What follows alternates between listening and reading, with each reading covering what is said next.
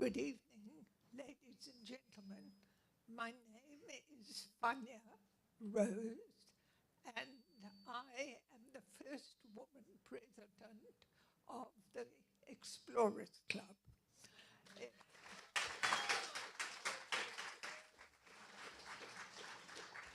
Many years ago, I must add, it's a huge pleasure for me to welcome you to the Explorers Club today. And I have to tell you that normally, because I have kissed the Blarney Stone, so normally when I stand up to talk, people say to me, Fanya, be loud, be brief, be seated. But I'm not quite sure how brief I'm going to be, because I have the privilege of speaking to you this afternoon about Sir Edmund Hillary and, of course, Tenzing Norgay. And it is such a privilege, and there is such a lot to say, that please bear with me and have patience. And next time, I assure you, I shall be brief. And if you believe that, as the Duke of Wellington said, you'll believe anything. So let's get started. Again, welcome to the Explorers Club. It was started in 1904, and the motto is exploration by all possible means. And the qualification is you have to do scientific work in the field. Otherwise, to quote George Schaller, the naturalist, you're just hanging about. So it gives me also great pleasure to acknowledge that we have the Consul General of Nepal here. So please, may we welcome him. Welcome. Now, I have to know, how many of you have been at the Explorers Club before? If I may have a show of hands. Fairly good. How many have reached the summit of Everest? Oh, I see we have wonderful.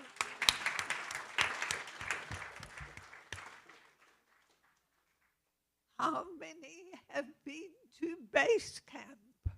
Yes, well done, you.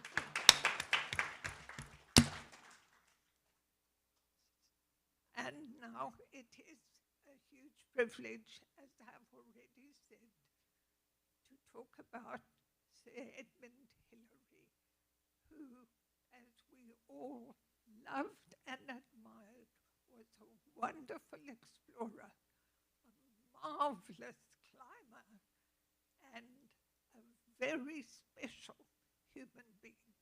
And I'm sure you will all agree.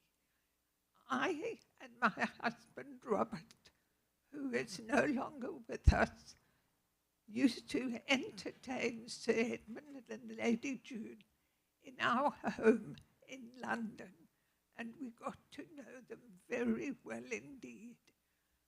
Sir Edmund was not only loved by explorers and climbers, but the ordinary people. And if I may, I want to tell you an anecdote that happened at Covent Garden in the Floral Hall. But before I do, please may I recognize Fritz Selby, a member of the club, and this story appears in his book, Postcards from Kathmandu. So please, ladies and gentlemen, Fritz Selby.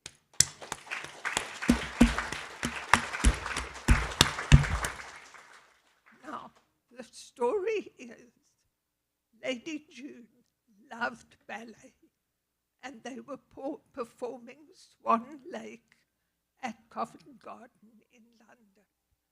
So, of course, we all went to dinner at the Floral Hall, and after dinner, as we got up, and as you know, when Sir Edmund was getting up there, he had to use a stick. Well, he didn't use a walking stick. He used a climbing stick, and as you know, it has the point at the bottom. Well, sadly, there was a design fault in the glass barrier at the restaurant, and as he stood up, the stick rolled under the barrier and hit a gentleman on the head on the floor below. Well, you can imagine it was pandemonium. There was blood all over. His wife was running around and screaming. So we all rushed down the stairs to see if we could help. And before we got there, there was management of the theatre. And he said, "I'm sorry, sir, but I have to have your name." And Edmund drew himself up and said, "My name is Edmund Hillary." Well, the man who was sitting like this rose up and said, "Oh, how do you do? It's only a scratch. Don't worry." And said to his wife, "Keep quiet. That's Sir Edmund Hillary," which illustrated without doubt that he was loved by all who knew of him. I'm not going to talk about his climbing because I'm sure we're going to hear a lot about it later. But I am going to say that I had the privilege to carry the Explorers Club flag to his funeral. And after the funeral, I had dinner with all the living members of the initial expedition. So, ladies and gentlemen, if I have not been brief, please forgive me, but I welcome you to the Explorers Club and to the Everest Day. Thank you for being here. And now, if I may hand over.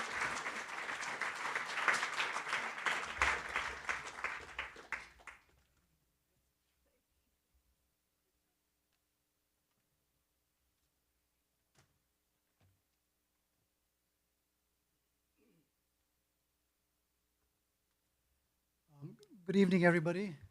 Thank you again for being here today. It's been a busy day. My name is, for those of you who I haven't met, my name is Norbu Tenzing with the American Himalayan Foundation in San Francisco. And I'm joined by my colleagues, Bruce Moore, who's director of our, vice president of our programs, and Sarah Baker, who's the vice president of operations here as well. Before we get things started, I guess, today is a day to celebrate and to recognize all the sacrifices that Sherpas and mountaineering workers have made on Everest. And to start the evening with, we have members of the, let me get this right, the Upstate Sherpa Association to come down at the request of the U.S. Climbers Association to give us a brief Sherpa performance, and many of them have climbed Everest, so welcome.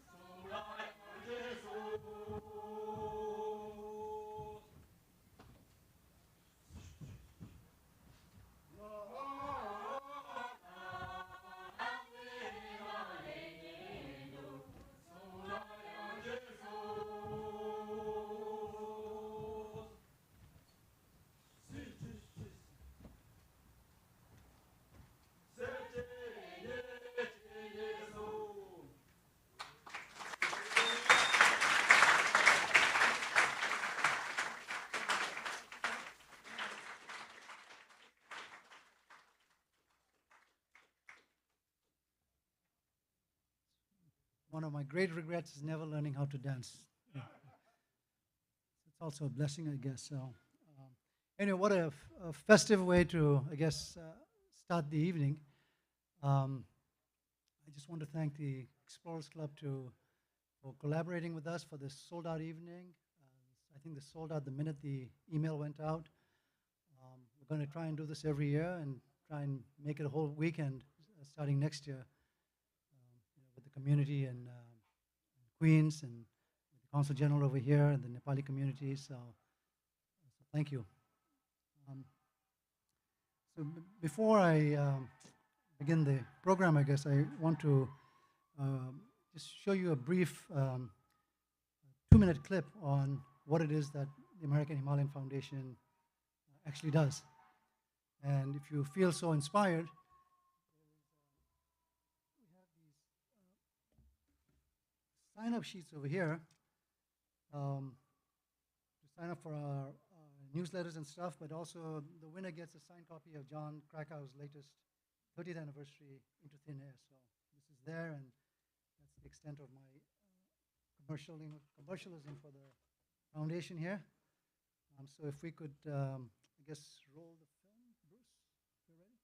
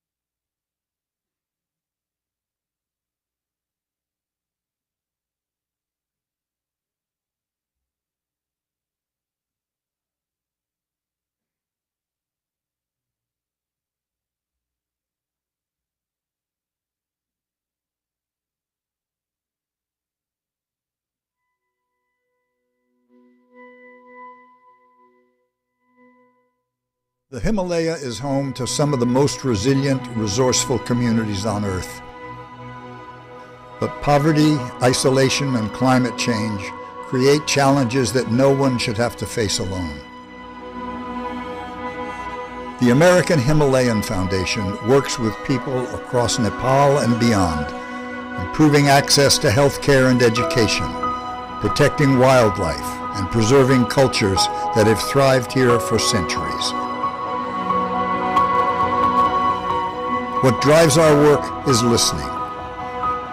We follow the lead of local visionaries, people who understand their communities best, and stand beside them to build lasting solutions, not just quick fixes.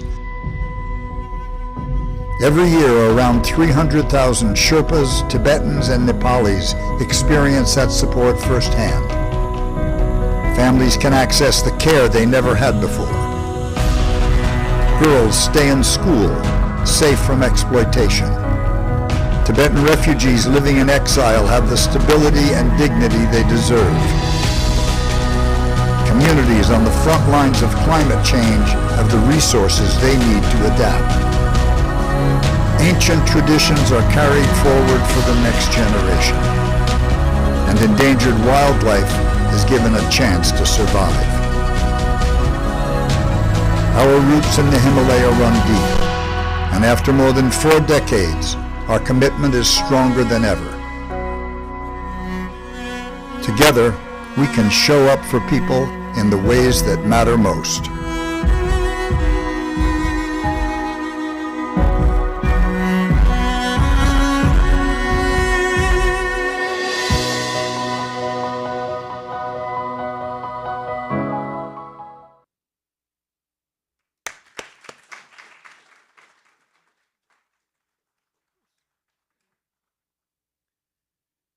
Well, thank you for watching that brief presentation on the foundation. While I was thanking the Explorers Club, I neglected to mention the U.S. Climbers Association and also the United Sherpa Association. There's about 15 to 20,000 Sherpas that live in the New York metropolitan area. I remember coming here in 1981. I think there were a total of 6 of us. And That community has grown to 25,000 just in the New York area. I'd also like to welcome Mr. Dadiram Bhandari, Consul General of Nepal. Thank you for coming, sir. And American Himalayan Foundation board member and former ambassador to Nepal, Ambassador Peter Bodhi. If you would please, I don't know where you are. There you are, Peter. Thank you for coming. Thank you. John Day is also over here, who was one of the founders of the organization some 40 years ago. John, thank you for coming here. For those of you not familiar with who we are, we're based in San Francisco, and we're in a fourth decade working in the Himalaya. It began by a group of climbers, many of you over here, and led by a late chairman, Richard Blum, from San Francisco, who was inspired by the work of His Holiness the Dalai Lama and Sir Edmund Hillary. Our work is all across the Himalaya, from Nepal, and also extending to India with the Tibetans in exile. And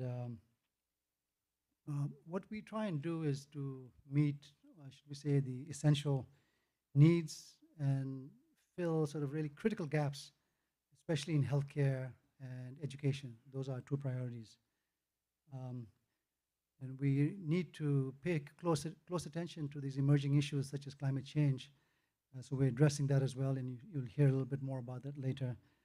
And during natural disasters, we're usually the first to respond, during the earthquake and during COVID-19, for example, where I think we served up some 6 million meals across people all across Nepal. Our model is quite simple. We find visionary local partners, start small, help them grow, and scale up. We started with a hospital outside of Kathmandu, building for disabled children, building prosthesis out of pipes.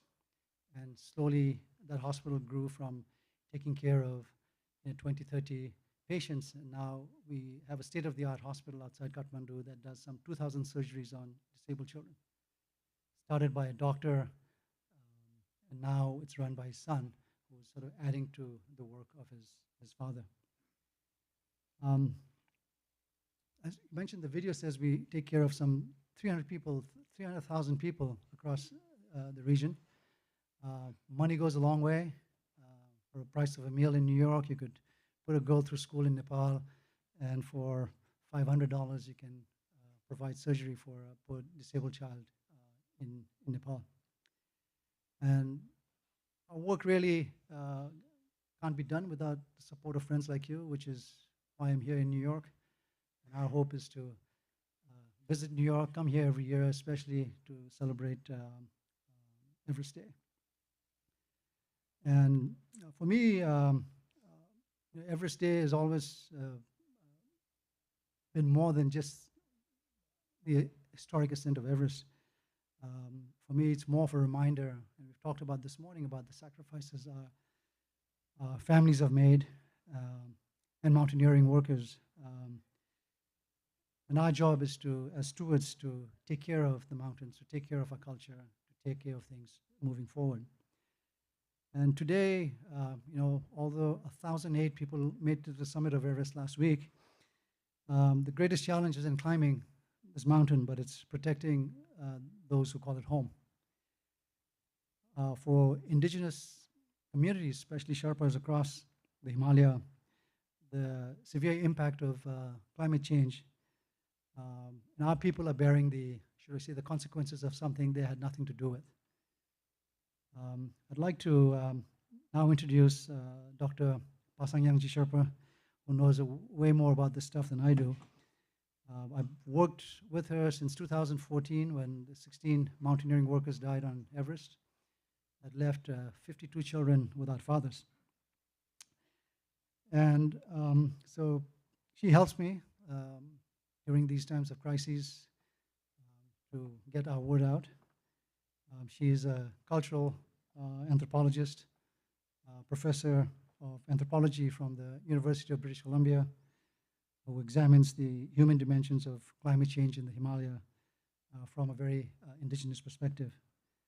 And her research explores how communities can survive and adapt on a warming climate, drawing on more than 2 decades of experience in climate change research, and works very closely with the communities up there.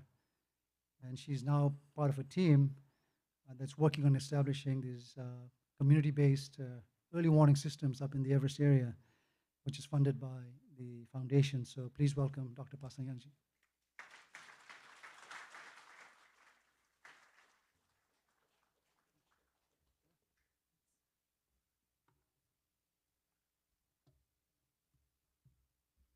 I'm quite short. If you can see me.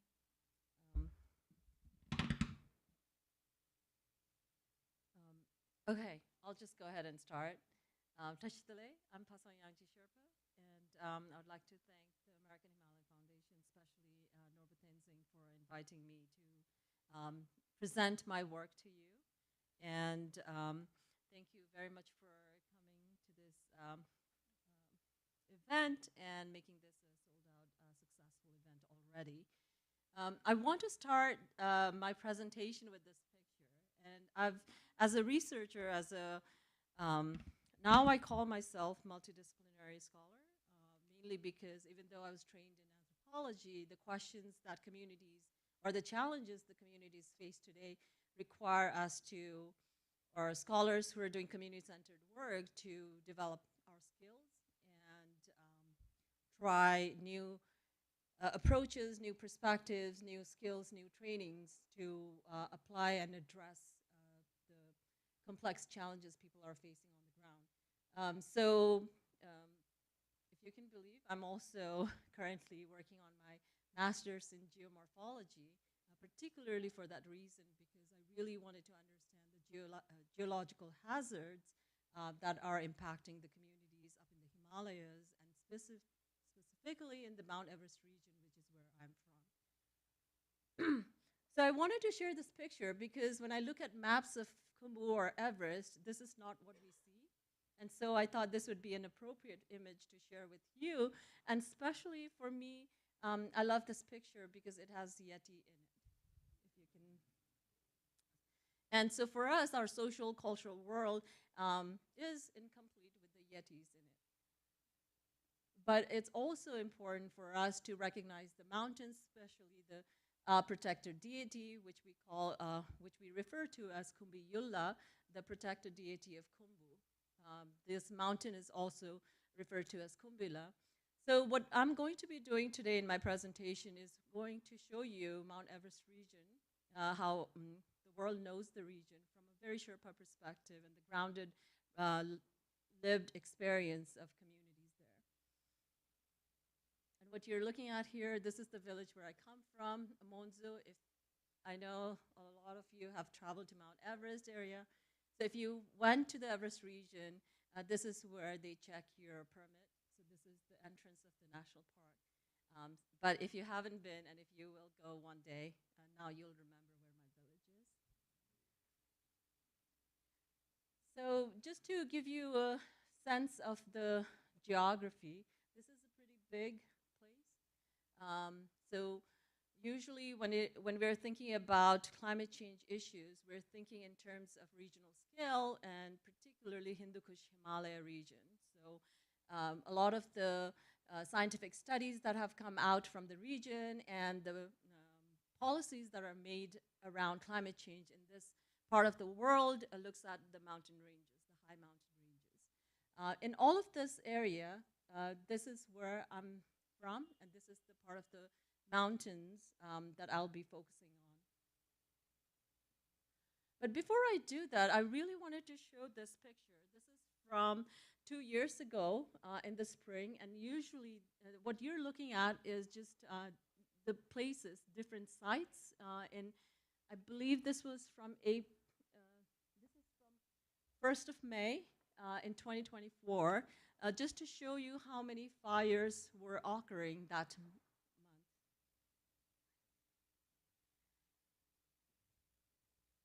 And as you can also imagine, if you're living in the region, it's all the smoke that you're also exposed to in that process. And the reason why there are a lot of different a lot of fire like this is because of the dryness. And that makes fire possible. But then just months later, there's heavy rain, and this is an image from Kathmandu, the capital city of Nepal, where over 200 people were killed. And so this is the kind of reality we're living in today. But we're talking about the mountains, and what you're looking at here is the Ngozumpa Glacier. It's one of the biggest glaciers in the Mount Everest region. And what you may or may not be able to see is that's my student, Mason Stewart. What we were doing at this time in 2023 was collecting sounds of water. And we were trying to see what the sound of Ngozumpa Glacier is like. And we were not expecting to see or hear fast melting water. We were hoping there would still be some stillness and some, it would still be,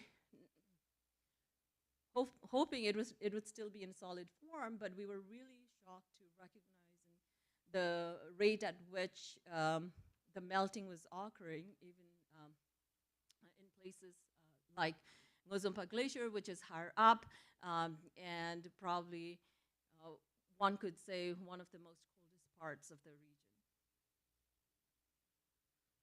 So in order to give you an image of what is happening in terms of the science, I wanted to share this report that came out in 2023. And what I've realized now over the years doing climate research and doing presentations and especially teaching about this work in my classes is that even our scientific reports are not able to keep up with what is happening on the ground. And so the report, if you're in academia, 2023 is recent publication. But in terms of the impact and the effect, this report can be considered, old, because the kinds of changes that are happening is so fast. But some of the key findings that I wanted to take a minute to read out, especially the first one here that is getting a lot of attention. So glaciers disappeared 65% faster in the 2010s than in the previous decade. So in the early 2000s, there were a lot of scientific predictions and projections about what was going to happen to the Himalayas. But what we realized after the 2010s, and when the scientists had the data, was when they were analyzing the data, they realized that it was actually faster, 65% faster than what they had initially predicted or projected. The second one here, so again, this is what I was referring to when I said like this is already getting old, this report, where on current emissions pathways, 80% of glaciers' current volume will be gone by 2100. So this is the kind of rate of accelerated melting that we're dealing with and we're talking about. And for us, I believe for this audience, what we're most concerned about is also the vulnerable mountain communities that are already experiencing major adverse impacts, loss and damage to lives, property, heritage, infrastructure. And so I think sometimes when we think about reports and when we see reports like this, it seems to be too abstract and too something that is just in the reports and not necessarily something we could feel. So I want to take you to Atami. This is a picture I took with my students when we were there in 2023. My village is somewhere down there below the ridges here. And so when my students, two students from UBC, University of British Columbia, when we arrived there, the reason why we were there in the first place was to see what kind of research the community might need and what as researchers we could do that would be in service of the community. So when we got here, we had to come around here, and then we finally reached here. That's where we were staying, and then I remember this moment where I was just sitting in the front yard, and I looked up to this beautiful mountains and just was so, just there's just no word to describe how I was feeling at that moment when I was just sitting right in front of the giant mountains, looking at this wonderful village, and just soaking in that moment. But and this is an image. Um, so this is again image. So this is where the Thame village is, and so on August 16, 2024, there was a glacial lake outburst flood. And this is an image, a satellite image from the day before. What you're looking at here is this is the Ngozumpa Glacier. And if you're from there or travel there, these are the Gokyo lakes. And Thame is right here. And so, and this is the lake that flooded in 1985. This is the critical glacial lake that is at risk of flooding, which has gained a lot of attention recently. But this is where I want to draw your attention to. There are 5 different lakes there now. In 2017 and 2018, when scientists were documenting surveying critical glacial lakes in the Hindu-Kush-Himalaya region, these lakes were not even registered as critical, and therefore not even paid attention to, because there were other critical glacial lakes like this one here that needed immediate attention. If anyone is interested, there is a story map you could get to with this QR code. It will require you to log in. Please ignore. I think it takes 7 times. You just cancel. Somehow I haven't been able to figure it out, and it's a UBC thing. But in any case, so what happened? So when we looked at the before and after satellite images, what we're seeing here is the flood that came down. And then it came down this narrow area and gained a lot of speed. And by the time it came to Thame, this is what it had done. And this is just within a day. And I'll just go back here. So if you can, so the ridge that I was describing earlier is right here. That's all gone. The school that used to sit here, which American Himalayan Foundation had also supported, was gone. And it was actually students, like young students from the school, that had initially seen something dark coming down the hill and warned the teacher. And so the headmaster of the school literally carried children up the hill to safety and warned the villagers. And that's how all of the villagers were able to stay safe. Also important to note that nobody, not a single human, lost their lives or were injured in this process, which in itself is miraculous.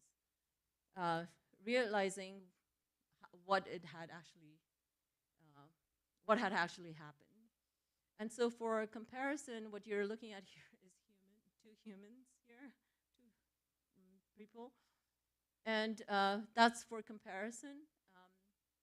And so what used to be a potato field, a farming field, a source of livelihood for the villagers is now covered with these large boulders that came rolling down. And now it's just not possible just by human scale or human capacity to move the boulders to bring the field back. And for some people, some families, even if they wanted to, the land that they had their houses on, even the land is not there. And this is an image of the school. What you are seeing here, this is the side of the building, but the inside was all gone. And but what was really remarkable was how the community came together and supported each other. And this particular event was organized by Sagarmatha Pollution Control Committee. It's a local NGO, and actually funded by the Tenzing Norgay Foundation.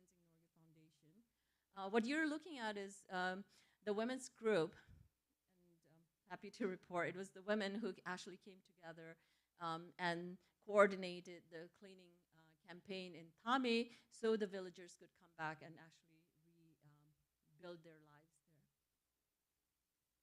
But what we also know from looking at the Thame Gulf and the disaster there is that when the disaster happens, it exposes a lot of land, and it exposes not only the side of the what used to be there, but also exposes the houses that are there to more danger. And so even though the event happened in 2024, the cascading effect continues. So the villagers are still living with what scientists call regressive earthquake, or sorry, regressive landslide that takes away more land.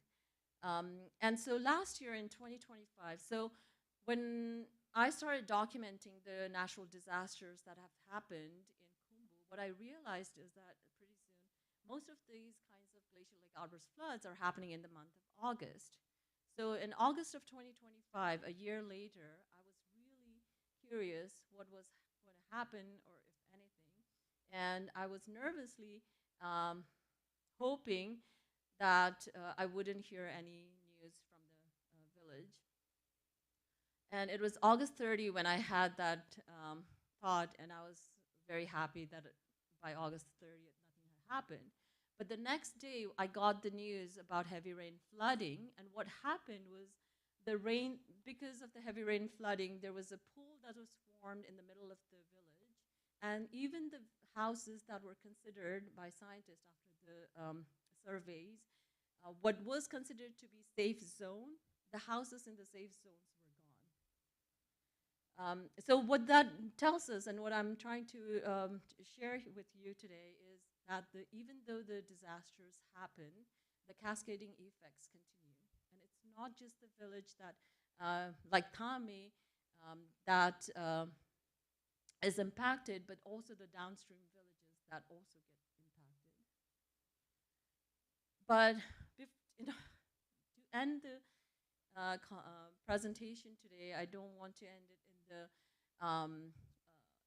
with an image of a very damaged, or what might seem as damaged village. I actually want us to think about what is living and what is alive there, and the kind of life that is possible.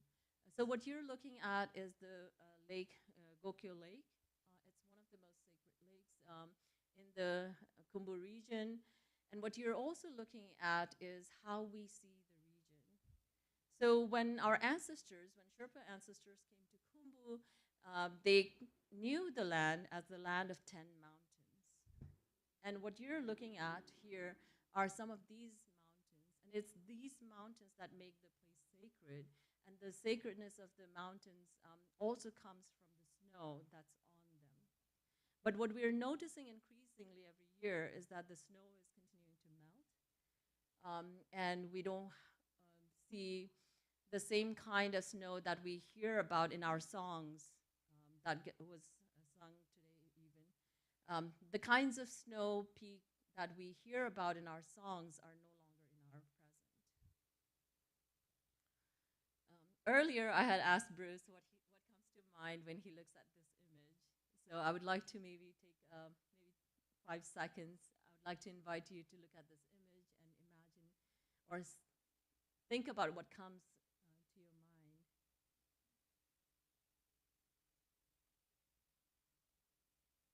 So this was an image another student of mine, Declan Taylor, had taken. And I just found it so beautiful, and I thought I should put it, but in my presentation, I should use it in my presentation. But what I soon realized is that the reason why I'm so attracted to this image is because I cannot see the night sky like this where I live. And for me to see this kind of night sky, I have to be back in the mountains. And so my question to you is, where can you see night sky like this? So as a way to wrap up and end the presentation today, even as we are living with climate change, we just completed a week-long conference at Columbia University where we were thinking about living with climate change in the Himalayas and the Tibetan Plateau. And some of my colleagues are present here, including the organizer, Dr. Tashidiki Monet. So one of the things that emerged for us is how sacred this place is for all of us. And even though we're living with the consequences of climate change that our people did not have um, anything to do with, but we're living with the consequences. And so one of the questions that I have been curious about, and one of the questions I have been really trying to answer and find answers to, is how do we live together? How do we survive collectively on a warming planet? And that's a question I don't have an answer to today, but that's a question. In order to answer that question, I've been looking at our indigenous ways of living, our indigenous teachings and indigenous text to see what ancestral wisdom can teach us to live together collectively and think about collective survival on a warming planet. So with that, thank you so much for your attention.